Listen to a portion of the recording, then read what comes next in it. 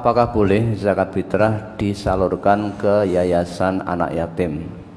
Kemudian begitu banyaknya ayat-ayat Al-Quran yang melarang untuk memakan harta anak yatim. Lalu jika kita bekerja di yayasan anak yatim, kemudian kita memperoleh imbalan sebagai jasa karena kita bekerja, apa yang demikian itu juga termasuk memakan harta anak yatim, Ustaz? Tidak, mau bekerja di situ, ya, di lembaga atau yayasan anak yatim, mungkin di situ menjadi dipercaya bekerja sebagai cleaning service, bersih-bersih, mungkin ada halamannya, membersihkan halamannya sebagai tukang kebun dan lain sebagainya. Sah-sah saja bekerja di situ.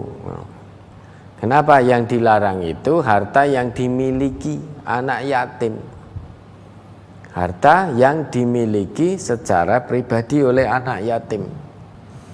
Misalkan ada seorang anak belum dewasa, bapaknya meninggal dunia, meninggalkan warisan untuk anak yang yatim tadi. Namun anaknya belum dewasa, tasarrufnya belum bisa, tasarruf bil amwalnya belum bisa, belum ngerti.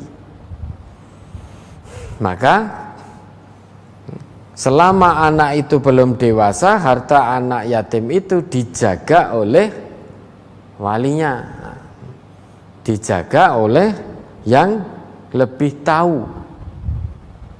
Nanti kalau sudah dewasa baru diserahkan. Tetapi ketika anak ini belum dewasa, yang megang harta anak yatim tadi malah menggunakan harta anak yatim. Lah ini yang dilarang. Harusnya harta itu dijaga, dikelola dengan baik, kemudian nanti setelah anak dewasa hartanya serahkan semua pada anak yatim yang sudah dewasa tadi.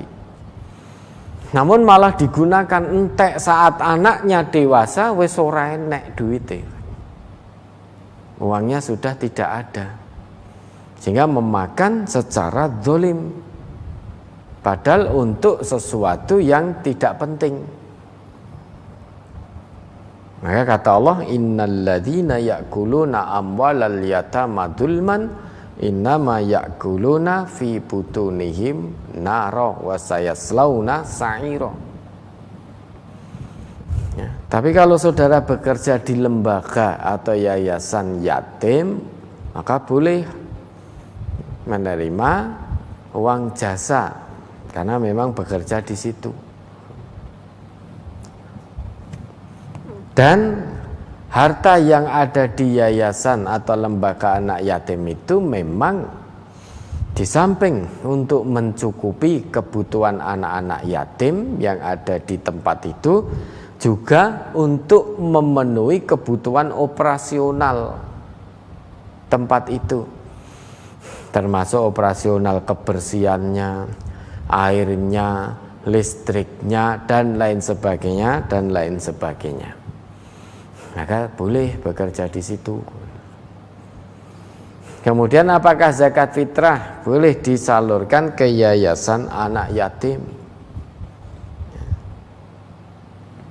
Kalau memang itu kolomnya masuk kolom sabilillah. Menurut At-Taubah ayat 60 itu salah satunya kolom sabilillah untuk kebutuhan anak-anak yatim dalam arti sabilillah. Namun kalau khusus pada anak yatim itu tidak ada kolomnya, kecuali anak yatimnya tadi fakir, anak yatimnya tadi miskin. Namun jika itu, maka masuknya kolom sabilillah, membangun satu fasilitas untuk kemaslahatan umat. Maka bisa disalurkan ke situ. Itu kolomnya kolom sabilillah. Ya, ada lagi. Ini saya bacakan ayatnya terkait dengan memakan harta anak yatim. Ya, monggo. Surat An-Nisa ayat 6.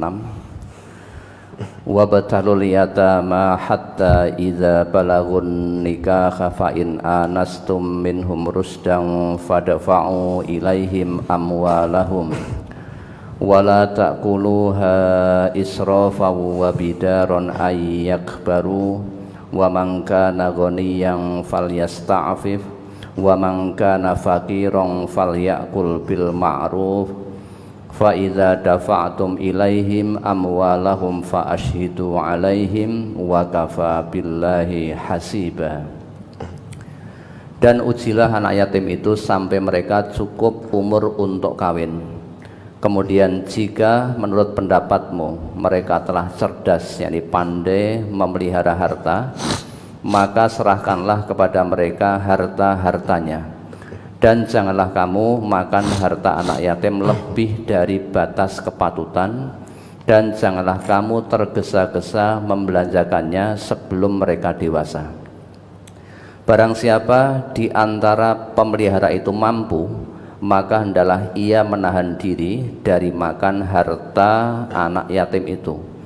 Dan barang siapa yang miskin, maka bolehlah ia makan harta itu menurut yang patut. Kemudian apabila kamu menyerahkan harta kepada mereka, maka hendaklah kamu adakan saksi-saksi tentang penyerahan itu bagi mereka, dan cukuplah Allah sebagai pengawas atas persaksian itu. Ya dah. Jangan kamu makan harta anak yatim lebih dari kepatutan. Dan jangan tergesa-gesa membelanjakan harta anak itu sebelum mereka dewasa. Wa man kana ghaniyan falyasta'fif.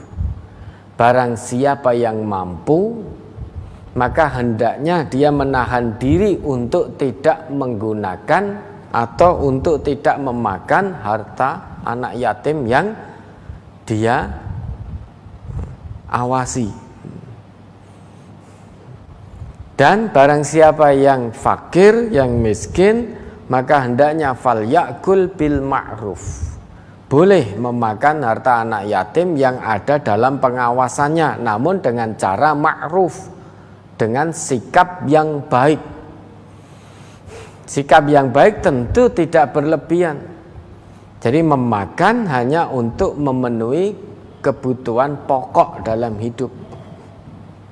Kalau memang tidak mampu, kebetulan yang membawa harta dari anak yatim tadi orang yang tidak mampu, yang fakir, dan anak yatim dalam perawatannya, anak yatim dalam pemeliharaannya. Sedangkan anak yatim ini tadi punya harta warisan misalkan, namun karena belum dewasa, lah anak yatim ini tadi dalam pemeliharaan seseorang, dan hartanya juga berada dalam pengawasan orang yang memelihara anak yatim tadi setelah bapaknya meninggal. Maka boleh orang tadi yang memelihara anak yatim tadi boleh menggunakan harta anak yatim memenuhi kebutuhan pokok dirinya dan keluarga serta anak yatim itu sendiri tentunya, namun dengan sikap yang ma'ruf, sesuai dengan kebutuhan, bukan untuk memenuhi gaya hidup, namun untuk kebutuhan hidup, maka itu boleh. Dan yang memelihara tadi apabila mampu, maka fal yasta'fif, hendaklah menahan, jangan kepingin menggunakan harta anak yatim. Dan alhamdulillah kita diberi kemudahan, pertolongan, rahmat dan ridha dari Allah. Di majelis kita ini ada program santunan bagi anak yatim yang miskin. Ini anak yatim tetapi miskin. Kan ada anak yatim yang tidak miskin kan banyak. Nah, santunan ini dikhususkan pada anak yatim yang miskin. Jadi miskin, yatim yang miskin. Ada dua kondisi. Pertama yatim dan yatimnya juga miskin. Ada yang yatim tetapi tidak miskin, ada banyak, dan itu tidak termasuk dalam kolom santunan. Nah, ini program dari majelis yatim yang miskin, dan alhamdulillah kemarin sudah tersosialisasikan, sudah tersalurkan secara simbolis. Tentunya insya Allah akan semuanya segera tersalurkan. Dan ini ya, yang memegang amanah ini untuk penyaluran nanti, jangan kepingin apa nih arep bakdo iki. Apalagi mau hari raya, jangan kepingin untuk menggunakan uang itu, tak silie sik, jangan. Dosa itu. Amanahnya bukan untuk dipinjam, amanahnya untuk disalurkan. Maka jangan mengkhianati amanah. La takhunullah wa takhunu wa rasula wa takhunu amanatikum wa antum ta'lamun. Dan jangan sekali-kali mengkhianati amanah yang datang kepadamu padahal kamu mengetahui. Nah, ini para pengemban amanah ini perso amanahnya untuk disalurkan, bukan untuk dipinjam dulu, bukan untuk dipakai dulu, tetapi disalurkan. Jangan dikhianati amanah ini. Hati-hati. Itu hartanya anak yatim yang diamanahkan kepada panjenengan untuk disalurkan. Jangan sekali-kali menentang api neraka. Wis toh, kalah. Jangan coba-coba melawan api neraka. Nah, itu amanahnya untuk disalurkan, bukan untuk dipakai dulu, bukan untuk dipinjam dulu. Apapun kondisi kita, kalau itu amanahnya untuk disalurkan ke anak-anak yatim yang sudah ditentukan, maka salurkan, jangan ditahan, salurkan. Karena nanti kalau terlalu lama ditahan, kepingin nantilah ini kan kemarin secara simbolis, ini anak-anak yatim, santunannya, besarannya berbeda-beda, bervariasi. Itu yang prasekolah berapa saat kemarin? 10,5. 10,5 yang SD, 11,5. 11,5 yang SMP, 12,5 yang SMA, 13,5. Nah, ini sebanyak 444 anak yatim yang miskin. Karena pandemi kemarin, qadarullah Allah sadarkan kita, Allah titipkan kita sekian banyak anak yatim yang miskin. Maka dakwah tidak hanya dari mimbar ke mimbar. Kalau hanya dari mimbar ke mimbar mudah, tak bisa dengan mudah menyampaikan larangan memakan harta anak yatim. Kita bisa menyampaikan dari mimbar ke mimbar bahwa orang yang memakan harta anak yatim hakikatnya memakan bara api neraka ke dalam perutnya. Itu mudah disampaikan dari mimbar ke mimbar. Namun yang namanya Islam tidak cukup kita dakwah teori dari mimbar ke mimbar, tidak cukup. Teori saja tidak cukup. Harus diikuti dengan amal, diikuti dengan praktek, sehingga menjadi lengkap. Praktek kita sebagai bukti keimanan kita. Teori tok tidak manfaat. Al-ilmu bila amalin kasyajari bila samarin. Ilmu, paham teori, tapi tanpa praktek, tanpa amal, itu hanya laksana pohon tanpa buah. Nah, maka dalam rangka mewujudkan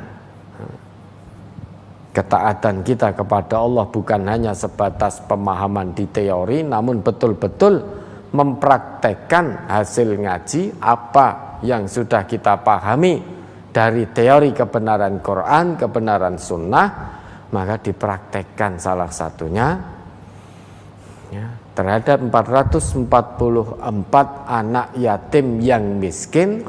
Majelis Tafsir Al-Quran mengambil langkah hanya mengharap ridho dan rahmat Allah sebagai wujud ketundukan kita kepada Allah, maka kita adakan program santunan secara berkesinambungan.